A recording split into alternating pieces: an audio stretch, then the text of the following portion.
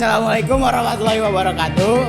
Perkenalkan kami semua dari kelompok 3 PKDK 12 RPL 1. Di sini kami akan sedikit menjelaskan mengenai IoT yang bertemakan RFID pengabsenan. Nama saya Abi Jalapari. Perkenalkan nama saya Zainal Arifin. Perkenalkan nama saya Gerli Kim Satu Heru. Perkenalkan nama saya Ramadi Dia. Perkenalkan nama saya Christian Lageo Halim. Perkenalkan nama saya Amerika Putra Ramadan. Perkenalkan nama saya Firly Nur Rahman. Perkenalkan nama saya Dia Fajari. Perkenalkan nama saya Dwi Rahayu. Perkenalkan nama saya Laura Fitriani Nusa. Perkenalkan nama saya Ahmad Fatih Mulyadi. Perkenalkan nama saya Putri Delia. RFID atau Radio Frequency Identification adalah suatu teknologi yang menggunakan gelombang radio yang berfungsi untuk mengidentifikasi atau melacak suatu objek tertentu secara otomatis.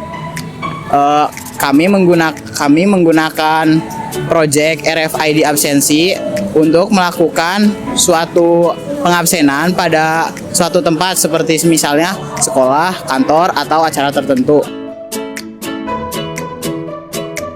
Lolin Node MCU memiliki fungsi sebagai microcontroller utama yang memproses data dan berkomunikasi dengan aplikasi lain.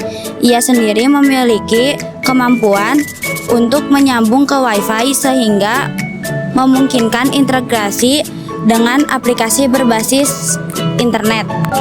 RFID modul berfungsi membaca atau menulis data pada kartu atau tag RFID. Modul ini digunakan untuk mengenali kartu atau tag RFID yang kemudian data tersebut diproses oleh node MCU. Device buzzer berfungsi mengeluarkan suara notifikasi atau alarm. Terus dalam sistem absensi, buzzer biasanya berbunyi sebagai tanda kartu RFID sudah dibaca atau untuk memberikan peringatan. Push button switch berfungsi untuk sebagai input manual untuk memicu suatu proses seperti memulai ulang sistem, memverifikasi tindakan tertentu, atau bisa juga sebagai tombol darurat. LED berfungsi untuk memberikan indikasi visual seperti lampu hijau menandakan bahwa data berhasil diproses atau kartu dapat diterima. Sedangkan lampu merah menandakan bahwa data gagal atau data tidak valid atau kartu tidak diterima. Resistor 220 ohm berfungsi untuk mengontrol arus listrik ke komponen seperti LED agar tidak terbakar karena arus berlebih. Resistor ini melindungi LED atau komponen lain yang sensitif terhadap arus besar. Breadboard MD102-830 T-Point berfungsi sebagai media untuk merangkai komponen elektronik secara sementara tanpa perlu menyolder. Breadboard ini mempermudah pengujian dan eksperimen pada rangkaian.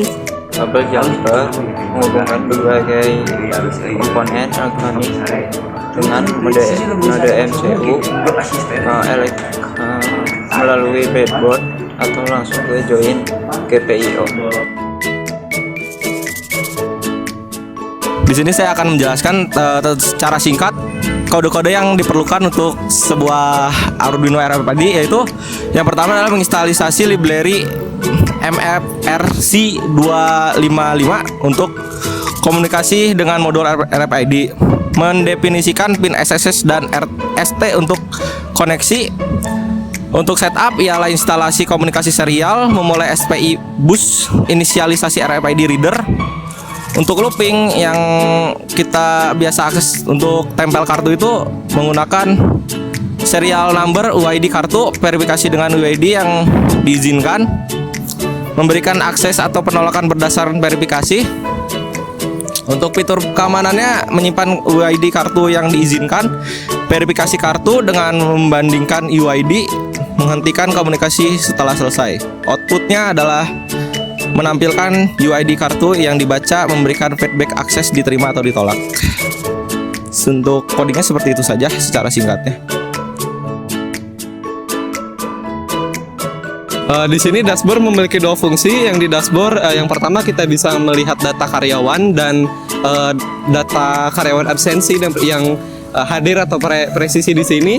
Yang kedua untuk fitur data karyawan kita bisa mengolah data karyawan yang ada di dashboard yang bisa disebut kita bisa menambahkan ID RFID, nama karyawan, jabatannya dan apapun itu di situ.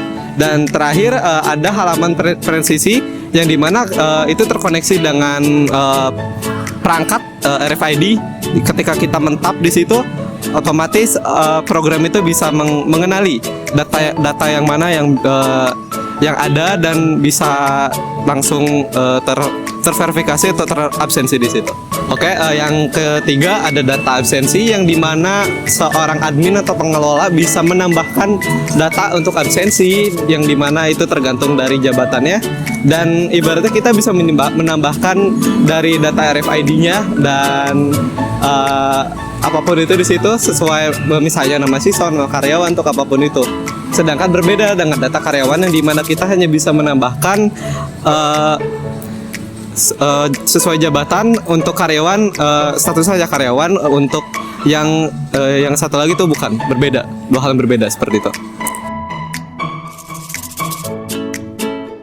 Yang harus kalian punya pertama tentu saja kartu yang berisi JIP. Jadi nanti JIP tersebut kartu tersebut akan ditapkan ke RFID, langsung muncul ke langsung muncul ke tambah karyawan di sana, di form tambah karyawan di sana. JIP tersebut menghasilkan kode-kode unik. Di sana kalian bisa menambahkan nama kalian, jabatan, dan lain-lain. Setelah itu disubmit. Jadi data kalian untuk kode JIP yang telah kalian tap tadi bisa digunakan untuk nanti absensi ke selanjutnya. Jika kalian absensi selanjutnya, otomatis akan langsung muncul data kalian di absensi karyawan.